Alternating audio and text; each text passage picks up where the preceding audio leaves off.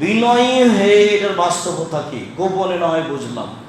আমরা সবাই মিলে দেশের মাটিতে চাঁপাইনবাবগঞ্জ বা রাজশাহী বা দিনাজপুর বা রংপুর বা লালমনিরহাট যেখানে হোক না কেন, আমাদের পূর্বগতিতে সলাতের পরে আমরা সবাই মিলে চিৎকার করে হাত তুলে দোয়া করি। সেটা কতদূর ভালো আমাদের কাছে বিবেচনায় আসুক আর না আসুক, আমরা এটাকে ইবাদত বলে মনে করে আসছি। বাপদাদাকে আলেম ওলামাকে এভাবে দেখেছি, আজও করছি। এটা কতদূর সুন্দর এটা বিবেচনা করার বিষয়টি পরে। আল্লাহ বলছেন যে তোমরা তোমাদের প্রতিপালককে অতীব বিনয়ে ডাকো আর অতীব গোপনে ডাকো। তখন আমরা সবাই হাত তুলে দোয়া করে চিৎকার করেই ডাকি, তখন ওটা গোপনে হয় না। এইটা আমরা খুব বুঝি যে গোপনে ডাকা মানে চিৎকার করে ডাকা নয়। আর অতীব বিনয়ে, এখন এই অতীব বিনয়ে ডাকা এইটা আমাদের একটু বুঝতে বাকি আছে। অতীব বিনয় এইটা কেমন, বিনয়ী আমরা কখন হব, এর কি বাস্তব কিছু আছে? আল্লাহ তাআলা আমাদের নবীকে বলেন ফাইদা ফারাকতা ফানসাব ওয়া ইলা রাব্বিকা ফারকা। মুহাম্মদ সাল্লাল্লাহু আলাইহি ওয়াসাল্লাম, আপনি যখন দুনিয়াবি কাজ থেকে অবসর হবেন তখন আপনি কঠোর শ্রমে ইবাদতে আত্মনিয়োগ করুন, আর আপনি আমাকে যা বলবেন তা বিনয়ের সাথে কান্নাকাটি করে বলুন। বিনয়ী হয়ে বলার কথা আল্লাহ তাআলা আমাদের নবীকে বলেন। আল্লাহ তাআলা বলেন উযকুর রাব্বাকা ফি নাফসিক তাযাররুআ খিফা।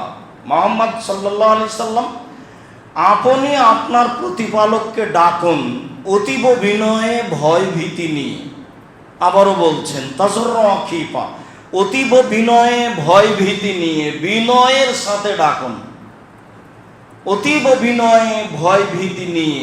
ওয়াদুনাল জাহরে মিনাল কওলে, সরবে নয় নীরবে, সরবে নয় নীরবে, ডাকার ঢংটা উল্লেখ করছেন, সরবে নয় নীরবে। বিল গুদবে ওয়াল আসাল, এবার সময় উল্লেখ করছেন, সকালেও সন্ধ্যায়, সকালেও সন্ধ্যায়, সকালেও সন্ধ্যায়, সকালেও সন্ধ্যায়। এই সময়টা আবার কখন, এই কথাটা আল্লাহ তাআলা সূরা কাফে উল্লেখ করে বলছেন যে কাবলা তলুই শামস কাবলাল গরুব, সেটা হচ্ছে সূর্য ডুবার পূর্বে, সেটা হচ্ছে সূর্য ওঠার পূর্বে। সময় হচ্ছে সূর্য ডুবার পূর্বে, সময় হচ্ছে সূর্য ওঠার পূর্বে, সময় হচ্ছে সূর্য ডুবার পূর্বে, সময় হচ্ছে সূর্য ওঠার পূর্বে। তাহলে বোঝা যাচ্ছে যে ফজরের সলাতের পরে সূর্য ওঠা পর্যন্ত, মানে ইশরাকের সলাত পর্যন্ত, এই সময় আল্লাহকে ডাকতে হবে বিনয়ে, এই কথা আল্লাহ তাআলা বলেন। আবার তাহলে সূর্য ডুবার পূর্বে মানে আমরা যখন খুব দোকানপাটে বসে গল্প করি, যখন খেলতামাশায় থাকি, ওইটা কিন্তু ঘুমানোর সময় এখন আপাতত মানুষের হয়ে গেছে। আরবি মানুষ যারা সৌদি আরব, কুয়েত, কাতারে বসবাস করে, তারা তো মনে করে যে ফজরের সলাতের পরে ঘুমিয়ে যেতে হবে, সকাল হবে সকাল 10টা-11টার সময়। কিন্তু আল্লাহকে ডাকার সময় আল্লাহ তাআলা উল্লেখ করলেন ফজরের সলাতের পরে। ফজরের সলাতের পরে ঘুমিয়ে যাওয়ার কোনো প্রশ্নই আসে না। ফজরের সলাতের পরে ঘুমিয়ে গেলে প্রত্যেকটা মানুষ তার কাজে সফল হতে পারবে না, বিফল হবে। রাসূল সাল্লাল্লাহু আলাইহি সাল্লাম বলেছেন, আল্লাহ তোমাদের সকালের কাজে বরকত দিয়েছে। জমি জায়গা, চাষবাস, ধান কাটা, যে কোনো মানুষ, পৃথিবীতে যত মানুষ কর্ম হিসাবে লাগবে তার কর্মে, সবাই যদি সকালে কর্মে লাগে তাহলে সে তার কাজে সফল হবেই হবে এবং তার কাজে বরকত হবে। 8টা-10টার পরে যদি ও কাজে লাগে, যেমন এখন দিনমজুর এদেশে কাজ করছে, ও তো সময় বুঝতে পারে না, 8 ঘন্টা ডিউটির নামে 3 ঘন্টা 4 ঘন্টা করে ফাঁকি দিয়ে পার হয়ে চলে যায়। এদেশের মানুষই যদি আবার ভিন্ন দেশ, অন্য দেশে কাজ করতে যায়, তাহলে আরব ভূখণ্ডে গেলে তো কাজ করতে করতে দাঁড়াইলে ম্যানেজার বলবে হারাম, মানে তোমার দাঁড়ানোটা হারাম। আর 8টা পার হয়ে যাওয়ার পরে যদি খেতে বসে থাকে, তাহলে ম্যানেজার এসে ভাতে থুথু মারবে আর পিছনে লাথি মারবে আর মুখে বলবে হারাম। একসাথে 3টে জিনিস করে বলবে তোমার কাজটা অন্যায় হচ্ছে, খাওয়াটা, মানে ভাতে থুথু দিচ্ছে আর মুখে বলছে হারাম আর পাছায় লাথি মারছে। দিয়ে বলছে যে তোমার এই কাজটা ঠিক নয়, এখন কেন খাচ্ছ? তা 8টা বাজে 2 মিনিট হয়ে গেছে। আপনি এদেশের কর্মচারী যারা লেবার মিস্ত্রি কাজ করছে তাদের আপনি খুব ভালো জানেন যে তাদের বৈশিষ্ট্য কি। আপনার খুব কষ্ট হয় সারাদিন, কিন্তু কাজ করিয়ে নেবেন, নিরুপায় হয়ে করতে হয়। আর এটাই যখন বিমানে উঠে যখন জিত দেয় বা আর কোনো দেশে নামে, তখন এই গতি হারিয়ে যায়, গতি বাস্তবায়ন করার কোনো ক্ষমতা নেই। সকালে কাজে বরকত আছে। রাসূল সাল্লাল্লাহু আলাইহি সাল্লাম সকলের কাজে, সকালের কাজের বরকতের কথা বলেন। অতএব ফজরের পরে ঘুমিয়ে যাওয়া এই নীতি থেকে বিরত থাকতে হবে জরুরিভাবে। আবার যখন মানুষ সন্ধ্যার সময় হয়ে আসে তখন সবাই দোকানপাটে চা পান করাতে ব্যস্ত হয়। এটাই সময় হচ্ছে আল্লাহকে ডাকার। সূর্য ডুবার আধা ঘন্টা 20 মিনিট 40 মিনিট পূর্বেই অজু করে মসজিদে গিয়ে বসতে হবে মাগরিবের আজান পর্যন্ত। এই সময়টা হলো আল্লাহকে ডাকার জন্য। এ কথা আল্লাহ তাআলা বলেন। সকালে সন্ধ্যায় কোনটা? বিনয়ে অতীব গোপনে ইজনাদা রব্বাহু নিদান খাফিয়া, যখন জাকারিয়া আলাইহিস সালাম তার প্রতিপালককে চুপে চুপে ডাকলেন, চুপে চুপে ডেকে বললেন, রব্বি ইন্নী ওয়াহানাল আযমু ওয়াসতাল রাসু শাইবা, প্রতিপালক আমার হাড় দুর্বল হয়ে গেছে, আমি বৃদ্ধ মানুষ, আমার মাথার চুল পেকে গেছে, আমার স্ত্রী বন্ধা, আমি যা বলবো তাতে আমার যা ঘটেছে তা বলা সাজে না।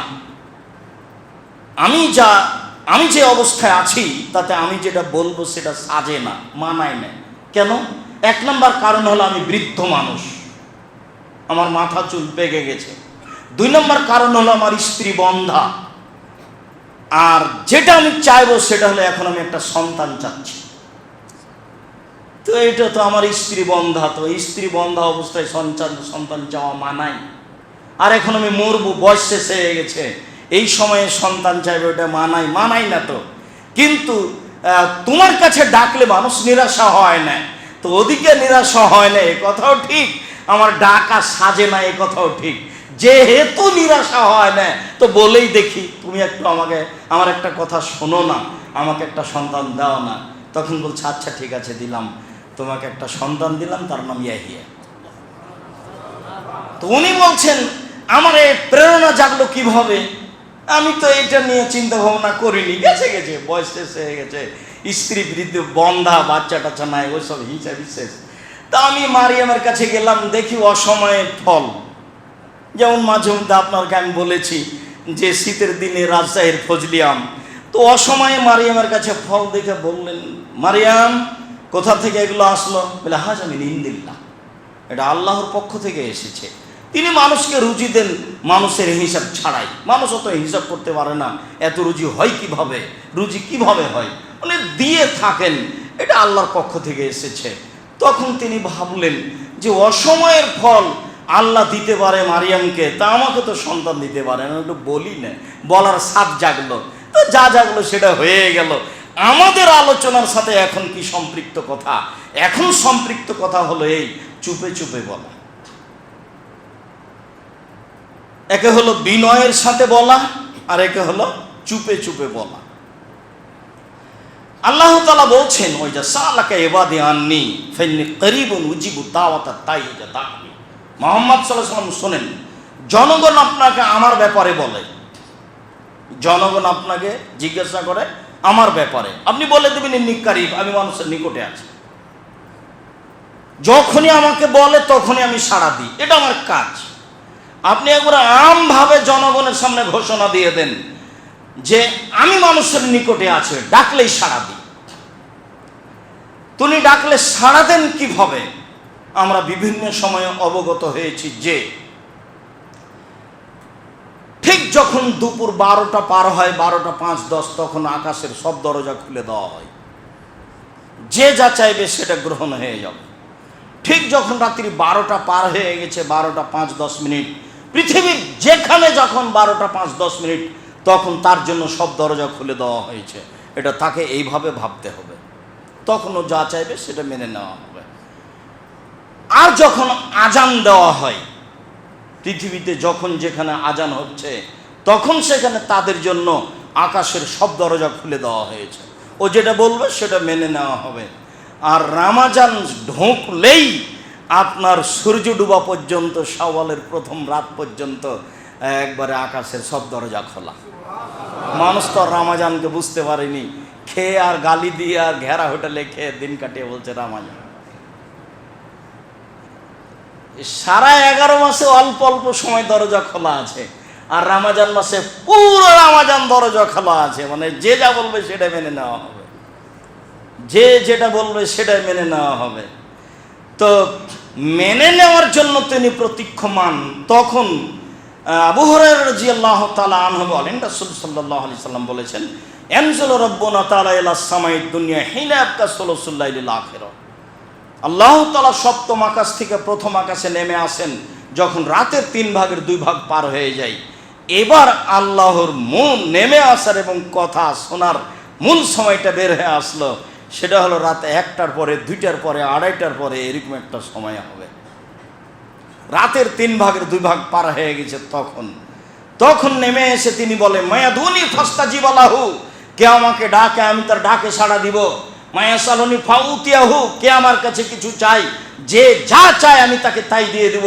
মায়াস্তাগফিরুনি ফাগফির লাহু, কে আমার কাছে ক্ষমা ভিক্ষে চাই আমি তাকে ক্ষমা করে দেব। এই কথা তিনি নিজে বলেন, আল্লাহ তাআলার নিজস্ব বিবরণ হাদিসে কুদসি। সম্মানিত মসজিদের মুসল্লি, দ্বীনি মুসলিম ভাই বোন, আমাদের আলোচ্য বিষয় হলো বিশেষ প্রার্থনা, আল্লাহকে ডাকা। আল্লাহকে ডাকার বিষয়টি অতীব গোপনে, অতীব বিনয়ের সাথে ডাকা, কান্নাকাটি করে ডাকা, নিজের বিষয়টি বারবার বলা, আমি ভুল করেছি, তুমি আমাকে ক্ষমা করো। এদেশে একটা বই পাওয়া যায়, আইনে রাসূল সাল্লাল্লাহু আলাইহি ওয়াসাল্লাম 2 অধ্যায়। জানি না বইটার সাথে আপনারা কতটুকু সম্পৃক্ত।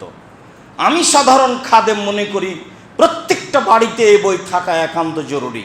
আমি সাধারণ খাদেম খাকসার, কোরআন হাদিস তেমন বুঝি না, তবুও জাতির সামনে এইটা পেশ করেছি। কতটি হাত তুলে দোয়া করার সহিহ হাদিস আছে, আর কতটি হাত তুলে দোয়া করার জয়ীফ হাদিস আছে। এবং হাত তুলে দোয়া করা কাজটি কেমন, অতীব গুরুত্বপূর্ণ কাজ আলোচনার শেষে আসতে পারে। এবং সালাতের পরে হাত তুলে দোয়া করা কাজটিকে অপছন্দ করা হয়েছে। পৃথিবীর কত বড় বড় বিদ্বান কে কে বলেছেন তা বিস্তারিত উল্লেখ করা হয়েছে, এবং কোন কোন দোয়া চলবে কোন কোন সময়ে তা উল্লেখ করা হয়েছে। জানি না 50 টাকা 100 টাকা আপনার কাছে কত ভারী। আমি তো মনে করি শ্রমের সাথে কথা নয়। যেমন মাসিকা লিতেশাম পত্রিকা পৃথিবীর প্রত্যেকটা বাঙালির ঘরে থাকবে, এটা আমার দাবি। আমি জীবন বাজি রেখে জাতির সামনে কোরআন এবং শহীদ পেশ করার লক্ষ্যে প্রত্যেকটা পত্রিকায় 50টা ফতোয়া কোরআন এবং সহিহ হাদিসের ভিত্তিতে দিয়ে জাতির সামনে পেশ করার চেষ্টা করছি। তাতে কত খরচ আছে, কত শ্রম আছে, এই কথা পেশ করে আপনাকে আমি খাটো করতে চাইনি। তাতে আছে 10 জন মুফতি, 10-12 জন গবেষক, 14-15 জন 20 জন কর্মচারী, তার পিছনে ব্যয়বহুল খরচ আছে। বিশাল খরচ নিয়ে জাতির সামনে পেশ করতে চেয়েছি মাসিকা লিতেশাম পত্রিকা। আপনার কতটুকু ভালোবাসা তার সাথে আমি জানি না। আপনার অর্থ সম্পদ মাসিকা লিতেশাম পত্রিকা সব নিয়ে নেবে এটাও আমি মনে করি না। ও 10-20 টাকা, 15-20 টাকা, 25 টাকার জিনিস, মাস গেলে এই টাকাটা খরচ হয়, আপনার বাড়িতে আসে। যে কেউ এক নজর দেখলেই বুঝতে পারবে যে ফতোয়াটা ওই মাসের পত্রিকা আছে এই বিষয়ে ফতোয়া। আমি চেষ্টা করতে কম করেছি তা আমার মনে হয় না। জানি না আপনি কতটুকু মূল্যায়ন করলেন, আল্লাহ ভালো জানে। আপনার মনে রাখা ভালো হবে, ভারত, বাংলাদেশ, পাকিস্তানে যারা দিন প্রচার করেছে, করবে, তার শতকরা 95 মানুষই মাঝহাবি কথাটাই সত্য। বইয়ের নাম কি করলে কি হয়, বইয়ের নাম কি করলে কি হয়, মানে কি করলে ছায় হয়, কিছুই হয়। প্রায় বই মিথ্যা কথা দিয়ে পরিপূর্ণ করা আছে, সেটাই জাতির সামনে সত্য বলে পেশ করা হয়েছে। এরকম একটা পরিস্থিতিতে জাতির সামনে সঠিক কথা মুখে ও কলমে বলা সহজ নয়। তারপরেও প্রাণপণে চেষ্টা চালিয়ে যাচ্ছি করার জন্য। আপনার মূল্যায়ন করা উচিত বলে আমি আপনার দ্বীনি ভাই হিসাবে জীবন বাজি রেখে চেষ্টা করাটাকে মূল্যায়ন করার জন্য অনুরোধ জানাচ্ছি। সম্মানিত দ্বীনি ভাই বোন, বিশেষ প্রার্থনা আল্লাহকে ডাকা অতীব গোপনে, অতীব বিনয়ে, এ ব্যাপারে রাসূল সাল্লাল্লাহু আলাইহি সাল্লাম বলেন। রাসূল সাল্লাল্লাহু আলাইহি সাল্লাম বলেন, আনাস রাদিয়াল্লাহু তাআলা আনহুর বিবরণে তিনি বলেন, আল্লাহ নবী বলেছেন, লা ইয়াসআলু আহাদুকুম হাজাতাহু রাব্বাহু কুল্লাহা, পৃথিবীর প্রত্যেকটা মানুষ তার সব কিছু আল্লাহর কাছে চাইবে, সব কিছু আল্লাহর কাছে চাইবে। এই কথা বলার পরে আল্লাহ রাসূল নিচের দিকে নামতে লাগলেন, কথা বলার মানের নিচের দিকে, হাত্তা ইয়াসআলাহু সিসান আলিহাজান কথা, তার জুতার ফিতা, স্যান্ডেলের ফিতা ছিঁড়ে গেল, আল্লাহর কাছে চাইবে। রাসূল সাল্লাল্লাহু আলাইহি সাল্লাম স্যান্ডেলের ফিতা বলে স্যান্ডেলের ফিতাই বলেছেন, এই কথা নয়। রাসূল সাল্লাল্লাহু আলাইহি সাল্লামের স্যান্ডেলের ফিতা বলে বলেছেন সবচেয়ে ছোট জিনিস, দা, কুড়াল, ম্যাচ, আরও কিছু হাসা, দাওলি, যা কিছু মানুষ প্রয়োজন মনে করে না রাখা, সেটাও যদি না থাকে, ভেঙে যায়, নষ্ট হয়, তাহলে প্রথমে আগে আল্লাহকে বলতে হবে, এটা তুমি আমাকে দাও, ব্যবস্থা করে দাও। স্যান্ডেলের ফিতাটা ছিঁড়ে গেল, ইন্না লিল্লাহি ওয়া ইন্না ইলাইহি রাজিউন, আল্লাহ তুমি এটার ব্যবস্থা করো। আপনি এই কথাটা বলেন, হোক আর না হোক। এমনও তো হতে পারে, ধরেন স্যান্ডেলের ফিতারই একটা প্রয়োজন, তো আপনার ওই রাস্তার মাঝামাঝি, দিনাজপুর এবং বিরলের মাঝামাঝিতে হেঁটে যাচ্ছিলেন, ফিতাটা ছিঁড়ে গেছে, তখন চিন্তা করছেন কেমন হয়ে গেল, তাহলে তো এখন একটা হাতে করে নিয়ে যাব না, দুটোই হাতে করব। এইভাবে চিন্তা ভাবনা করতে করতে একটা ভ্যান পাশ দিয়ে যাচ্ছিল, ভ্যান আল্লাহ তোমার কাছে কি? না, আমি স্যান্ডেল বিক্রি করি। আর তোমার কাছে স্যান্ডেলের ফিতা আছে? আচ্ছা আচ্ছা, যে নিয়ে জানি না। এমন তো হতেও তো পারে। যদিও রাসূল সাল্লাল্লাহু আলাইহি সাল্লাম এখানে স্যান্ডেলের ফিতা বলে স্পষ্ট এইটা বলতে চাননি, বলতে চেয়েছেন কম থেকে কম, ছোট থেকে ছোট, সেটা আল্লাহর কাছে চাইতে হবে। বড়রা তো চাইবেই, বিপদে পড়লে তো মানুষ বলেই, অতএব ছোটরের কথাও মানুষ আল্লাহকে বলবে, এইটাই আল্লাহ রাসূল সাল্লাল্লাহু আলাইহি সাল্লাম বলেন। আবু হুরায়রা রাদিয়াল্লাহু তাআলা আনহু বলেন, রাসূল সাল্লাল্লাহু আলাইহি ওয়াসাল্লাম বলেছেন, মান লাম ইয়াসআলিল্লাহ ইয়াগদাব আলাইহি, যে ব্যক্তি আল্লাহর কাছে চায় না, আল্লাহ তার উপরে অসন্তুষ্ট হন। আল্লাহর সত্তা ভিন্ন, মানুষের সত্তা ভিন্ন। মানুষ একটু দানশীল, আচার চালচলনও ভালো। তো আমি গতকালকে গেছিলাম যে আমার ছেলেটা হঠাৎ করে অসুস্থ, মেডিকেল নিয়ে যেতে হবে, তা আমাকে 5,000 টাকা ঋণ দিতে হবে। দিয়েছে। হ্যাঁ, তুমি কখন দেবে, একটু তাড়াতাড়ি দেওয়ার চেষ্টা করিও, দিয়েছে। আজকে আবার শুনছি যে আমার একটা দুর্ঘটনা ঘটেছে, আবার টাকা নিতে যেতে হবে তার কাছেই। তো বলছে কালকে এসেছিল, আবার আজকে এসেছে, একটু শরম করো না, একটা মানুষের কাছে রোজ দেওয়া যায়, রোজ চাওয়া যায়। দেখেন অনেক কিছু বলল। তার মানে মানুষ মানুষের কাছে চাইলে দুই একবার সহ্য করতে পারে, মানুষ মানুষের চাওয়া তেমন সহ্য করতে পারে, এটা মানুষের স্বাভাবিক গতি। আর আল্লাহ রাসূল বলছেন যে মানুষ আল্লাহর কাছে না চাইলে আল্লাহ অসন্তুষ্ট হন, আর যত চাইবে তত খুশি। রাসূল সাল্লাল্লাহু আলাইহি ওয়াসাল্লাম বলেন, লাইসা শাইউন আকরামু ইনদাল্লাহি মিনাদ দুআয়ে, আল্লাহর নিকটে চাওয়ার কাজটি চেয়ে তার কাছে অন্য কোনো জিনিস প্রিয় নেই। এমন কোনো জিনিস প্রিয় নাই পৃথিবীতে যেটা আল্লাহর কাছে তার চেয়ে বেশি প্রিয় হতে পারে চাওয়ার চেয়ে। চাইলে তিনি যত খুশি হন, 5 ওয়াক্ত সালাতে তত খুশি হন না। চাইলে তিনি যত খুশি হন, হজ করলে তত খুশি হন না। চাইলে তিনি যত খুশি হন, লাখ টাকা দান করলে তত খুশি হন না। চাইলে তিনি যত খুশি হন, অন্য কিছু ইবাদত করলে তত খুশি হন না। সবচেয়ে বেশি খুশি হন চাইলেই খুশি। আমি দিতে পারি তো, তুমি আমাকে বলো না কেন? অন্য কোথাও যাও কেন? শিরক করো কেন? মানুষের দোহাই দাও কেন? পীর মুরিদের কথা বলো কেন? আমি তো নিজেই দিতে চাচ্ছি। এখন মানুষ মনে করে যে আমি নগদ পেলাম কি না, হাতে হাতে তো আর নগদ তো আর কথা হয় না, যার কারণে মানুষ পুরো বুঝতে পারে না। অথচ রাসূল সাল্লাল্লাহু আলাইহি সাল্লাম বলছেন, লাইসা শাইউন আকরামু ইনদাল্লাহি মিনাদ দুআয়ে, আল্লাহ তাআলার নিকটে চাওয়ার চেয়ে পৃথিবীতে আর কোনো অন্য কাজ উত্তম হিসাবে আল্লাহ তাআলার কাছে নেই। সবচেয়ে প্রিয় পছন্দনীয় আল্লাহর কাছে কাজ হলো চাওয়া। ওই কথাটা যেমন বলা হয়েছে, লাইসা শাইউন আহাব্বা ইলাল্লাহি মিন কাতরাতিন দুমুয়ে, আল্লাহর কাছে এক ফোঁটা আল্লাহর ভয়ে চোখের পানি যত প্রিয়, পৃথিবীর কোনো ইবাদত আল্লাহর কাছে তত প্রিয় নয়। তো চোখের পানি ফেলে তো কি বললো, চাইলো তো। তাহলে ওই কথাটাই, এই কথাটাই যে আল্লাহর কাছে সবচেয়ে প্রিয় হচ্ছে এক ফোঁটা চোখের পানি আল্লাহর ভয়ে। তো আমার এক ফোঁটা চোখের পানি আসলো আল্লাহর ভয়ে, সেটা কেন? বলেছি যে আমাকে জাহান্নাম থেকে বাঁচাও, চেয়েছি সেজন্য। বলেছি তুমি আমাকে জান্নাত দাও, এই জন্য। বলেছি খুব বিপদে পড়েছি, বিপদগ্রস্ত হয়ে ঝরঝর করে চোখের পানি আসছে, তাই বলেছি তোমাকে আমাকে এটা করে দাও। তাহলে চাওয়ার একটা বাস্তব গতি হলো যে চোখের পানি, চোখের পানি হচ্ছে চাওয়ার একটা বাস্তব গতি। তাহলে দুইটা একই হলো যে চাইলে তিনি যেমন খুশি হন, এক ফোঁটা চোখের পানিতেও তেমন খুশি হন। তাহলে দুটা মিলে আল্লাহর কাছে সবচেয়ে প্রিয় কাজ হলো চাওয়া, চোখের পানি ফেলে চাওয়া।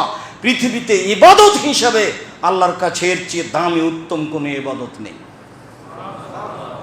আবু হুরায়রা রাদিয়াল্লাহু তাআলা আনহু বলেন, রাসূল সাল্লাল্লাহু আলাইহি ওয়াসাল্লাম বলেছেন, মান সাররাহু আইয়াস্তাজিবাল্লাহু লাহু ফিস সাদায়েদ ফালইকসির ফির রাখায়ে। মানুষ যদি চায় যে আমি যখন বিপদে পড়ব তখন যেন আল্লাহ আমার কথা মেনে নেয়। আমার এক ছেলেকে ধরে নিয়ে চলে গেছে, আমি খুব এখন বিপদগ্রস্ত, কি করি। তো আমি এখন আল্লাহকে বলছি তুমি ছেলেটা আমার ফিরিয়ে দাও, এটা আমি বিপদে আছি। তাহলে বিপদ মুসিবতের সময় আল্লাহ তার কথাটা মেনে নেয়, এইটা যে চাই, সেজন্য ভালো অবস্থায় আল্লাহকে খুব বেশি বলে।